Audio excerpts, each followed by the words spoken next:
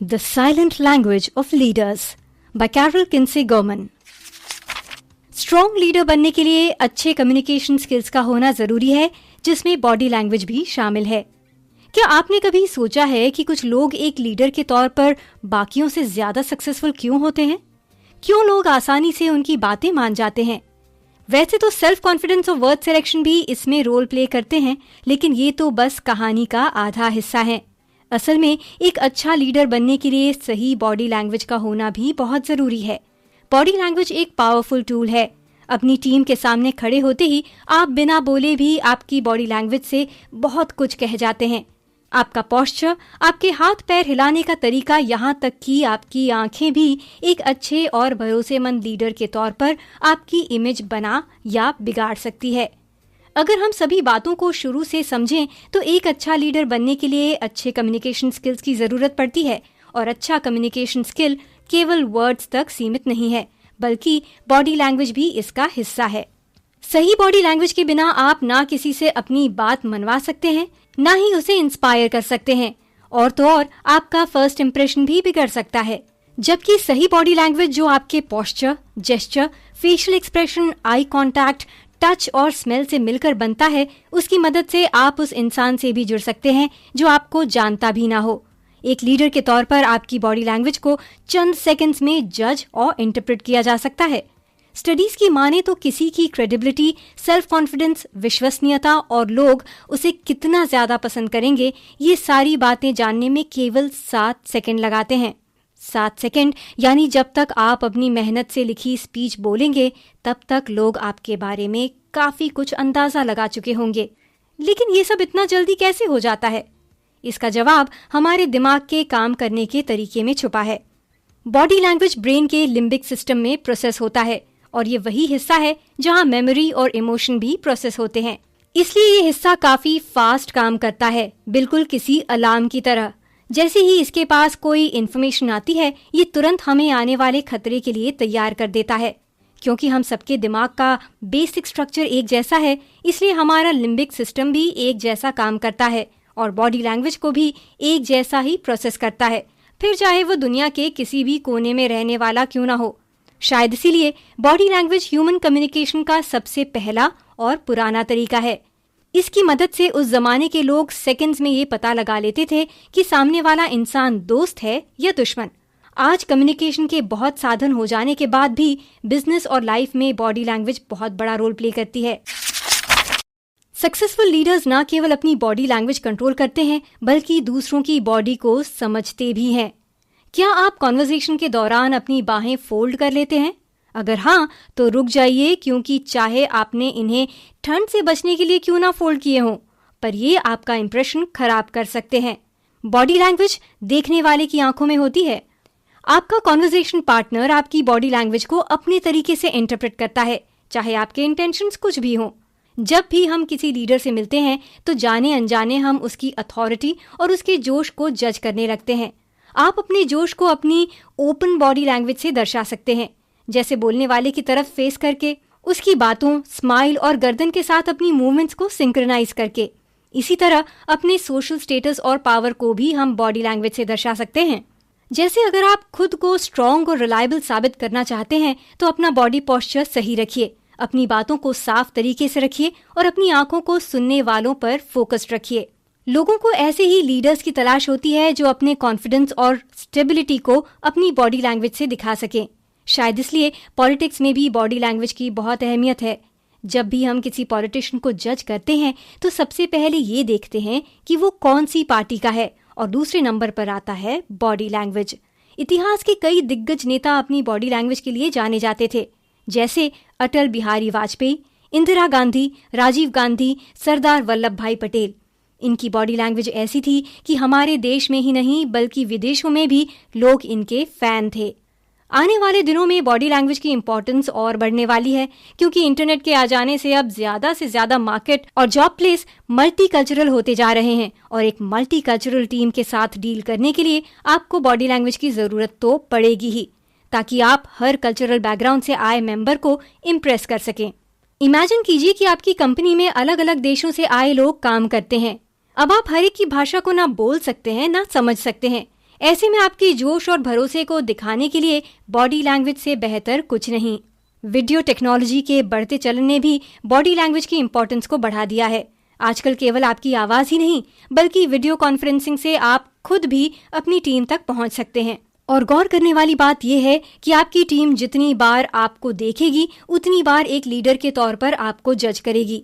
जैसे अगर आपको अपनी कंपनी की क्वार्टरली रिपोर्ट वीडियो कॉन्फ्रेंस के जरिए पेश करनी है जिसमें कई देशों के ऐसे एम्प्लॉयज शामिल होने वाले हैं जिन्हें आप बहुत कम जानते हैं, तो वे एक लीडर के तौर पर आपकी कैपेसिटीज को आपकी बॉडी लैंग्वेज से जज करेंगे। ऐसे में बॉडी लैंग्वेज का ख्याल रखना बहुत जरूरी हो जाता है। जिस तरह कम्युनिकेशन सिर्फ सही वर्ड सिलेक्शन से नहीं बनता, उसी तरह नेगोशिएशन भी केवल स्ट्रॉन्ग आर्ग्यूमेंट और कॉन्टैक्ट से नहीं होता। बात जब नेगोशिएट करने की हो तो सही बॉडी लैंग्वेज से बेहतर कुछ नहीं है। मैसाचुसेट्स इंस्टीट्यूट ऑफ टेक्नोलॉजी की एक स्टडी के दौरान बिजनेस एग्जीक्यूटिव्स को जजों के सामने खड़ा किया गया। उन सभी के ऊपर एक डिवाइस लगाया गया जो उनकी आवाज को वैरायटी, उसमें आने वाले उतार चढ़ाव और हेड मूवमेंट को रिकॉर्ड करने वाला था। उसके बाद उन्हें एक दूसरे को अपना बिजनेस आइडिया प्रेजेंट करने को कहा गया। जब जजों से पूछा गया कि उन्हें किसका आइडिया सबसे कन्विंसिंग लगा, तो उसके रिजल्ट पूरी तरह से बॉडी लैंग्वेज पर बेस्ड मिले। यानी जो कॉन्फिडेंस के साथ जजों की आंखों में आंखें डालकर खड़ा था और वॉइस टोन धीमी थी, जज उससे जल्दी इंप्रेस हो गए। लेकिन नेगोशिएट करने के लिए आपको अपनी बॉडी लैंग्वेज कंट्रोल करने के साथ साथ सामने वाले की बॉडी लैंग्वेज को पढ़ना भी सीखना होगा। इसे सीखने के लिए लेखक ने कुछ आसान से टिप्स दिए हैं। पहला, अपने हाथ में रखे पेपर या रूम में किसी और चीज की तरफ देखने की बजाय आप सामने वाले की तरफ देखिए। इसी से आपका इंटरेस्ट झलकता है। दूसरा, अपने कॉन्वर्सेशन पार्टनर के बॉडी लैंग्वेज की बेसिक बातों को समझिए, जैसे वो कितनी बार आई कांटेक्ट करता है, कितनी बार सिर हिलाता है, कितनी बार इधर उधर घूमता है। अगर आप उसकी नॉर्मल आदतों को नहीं पहचानते हैं तो आप उसे गलत भी समझ सकते हैं, इसलिए उसके रेगुलर बिहेवियर को समझना भी जरूरी है। तीसरा, सामने वाले के जेस्चर पे ध्यान देते रहिए, जैसे अपने हाथ की कलाई मरोड़ना या अपनी अंगूठी घुमाना जरूरी नहीं नर्वस होने की निशानी है, लेकिन अगर इसके साथ साथ सामने वाला घबरा रहा है और आपसे नजरें चुरा रहा है तो जरूर वो नर्वस है।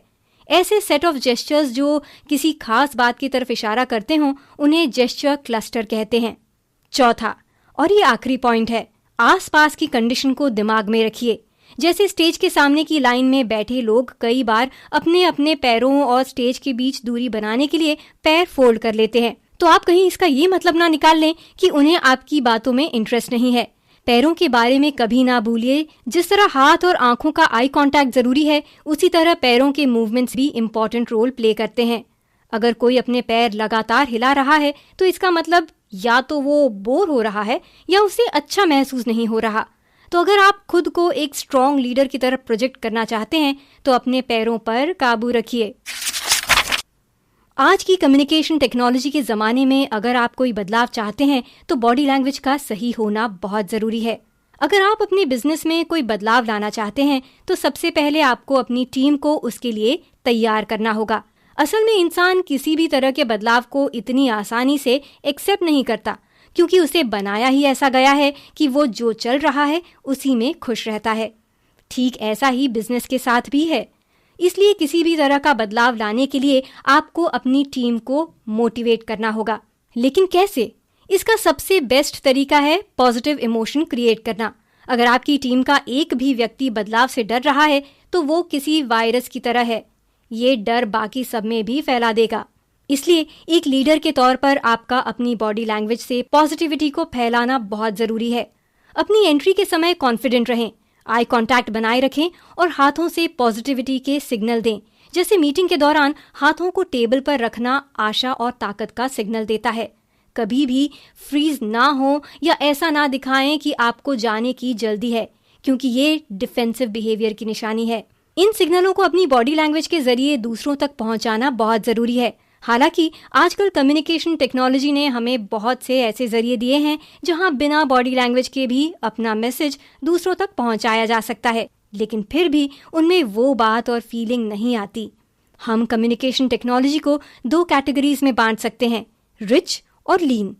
लीन कम्युनिकेशन के तरीके टेक्स्ट बेस्ड होते हैं, जैसे चैट्स और ईमेल।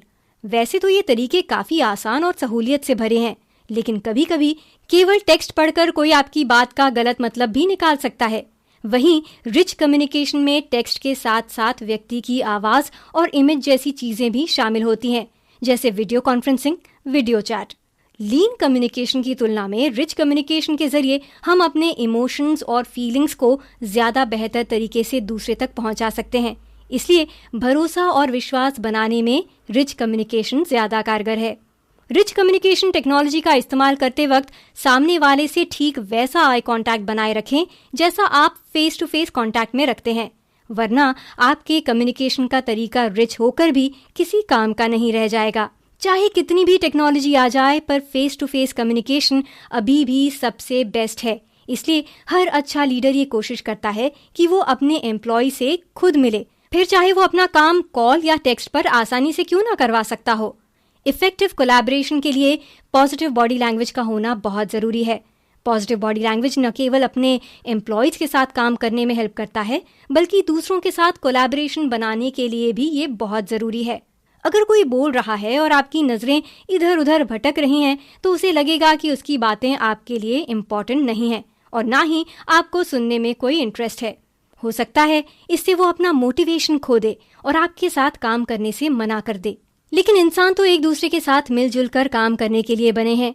यहाँ तक कि हमारे ब्रेन में भी कई ऐसे न्यूरॉन्स हैं जो चाहे हम कोई एक्शन करें या दूसरों को उसे करते देखें, दोनों कंडीशन में एक जैसा रिस्पॉन्ड करते हैं।